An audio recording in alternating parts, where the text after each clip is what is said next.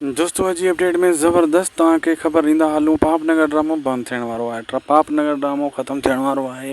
हाणे अॻिते इन जा ड्रामो कहिड़ो हलायो वेंदो ऐं इन खां पोइ ड्रामो ॿियो को नओं अचण वारो आहे या बसि 2-3 ॾींहं फ़िलहालु चुप थियण वारी आहे।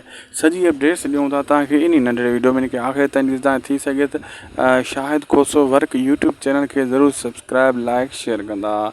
तव्हांजो घणो टाइम वेस्ट न कंदासीं, ॾिसंदासीं त इन ॻाल्हि में केतिरी सचाई आहे। छा वाकई पापनगर ड्रामो बंदि थियण वारो आहे, ख़तमु थियण वारो आहे, या इन में अञा देरि आहे। हलूं था अपडेट जी तरफ़, तव्हांजो घणो टाइम वेस्ट नथा कयूं।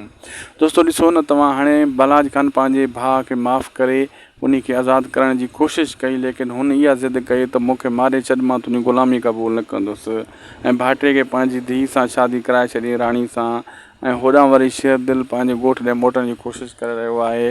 ऐं हेॾां जेको मिठल खे जवाबु ॾिनो नूर रिश्ते खां, ऐं हाणे मल्हार खे जॾहिं इहा ख़बर पवंदी, मल्हार अञा ॾमरजी वेंदो।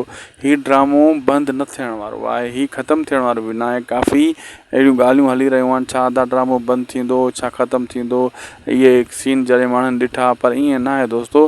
हीउ ड्रामो अञा हलंदो, इन जी शूटिंग अञा हली रही आहे। हीअ शूटिंग 5 स्पेल 4 स्पेल जी शूटिंग सम्झो, लॻभॻि 3, 4, 5 स्पेल त इनखे पुॼाईंदा, पोइ ड्रामे मां हथु कढंदा। फ़िलहालु त अञा अध ते बि ड्रामो न आहे पुॻो पापनगर।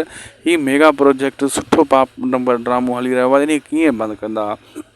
छाजे करे हिन टाइम पापनगर जे साम्हूं मैदान साफ़ आहे। न को सिंध टीवी ते वॾो ड्रामो हली रहियो आहे, न KTN ते को ॿियो ड्रामो अहिड़ो ख़ासि हली रहियो आहे। इन जे करे माण्हू मजबूरी में बि पापनगर खे ॾिसी रहिया आहिनि। इन जे करे व्यूअरशिप पापनगर जे मथे वञी रही आहे ऐं व्यूज़ बि वधी रहिया आहिनि पापनगर वारनि जा। त हू अहिड़े ड्रामे खे छो बंदि कंदा? उन्हनि खे त हिन टाइम फ़ाइदो आहे। जेसीं ताईं ॿियो को वॾो ड्रामो लॉन्च नथो थिए कंहिं चैनल वारनि जो, सिंध टीवी जो या KTN वारनि जो, तेसीं ताईं हिन खे बंदि न कंदा। हू फ़ाइदो वठंदा फ़िलहालु हिन ड्रामे जो।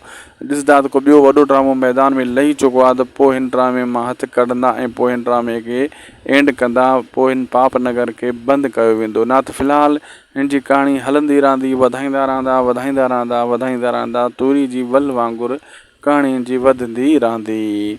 दोस्तों जे अपडेट तव्हां असीं ताईं ॾिठी आहे त वरी महिरबानी हिन खे लाइक सब्सक्राइब शेयर करे छॾींदा, अॻिते ॿियनि दोस्तनि ताईं पुॼाईंदा। जेका मल्हार जा फैन आहिनि त उहे ज़रूरु सब्सक्राइब कंदा, मूंखे उन्हनि ते पक आहे। दोस्तों असांखे ॾींदा इजाज़त, बाय।